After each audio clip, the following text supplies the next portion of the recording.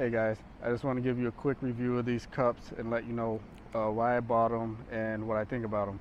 So got them because, well, two reasons. I really like to have smoothies to get in my fruits, but I also like to drink coffees like blended mochas with my wife. So we got these 24-ounce cups so we can have them on the go.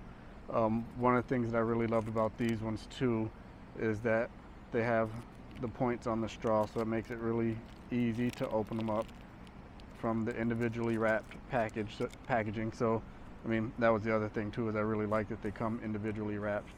And then these straws are actually really heavy duty, right?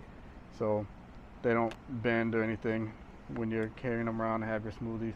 And the size of these cups, I really like it because you can go, buy a smoothie from somewhere, and sometimes the cups are like really huge, or sometimes they're small and they just cost a lot of money. So we started making them at home, and these cups have been great on the go. And like I said, the cost per cup is really good. So great quality, highly recommend them.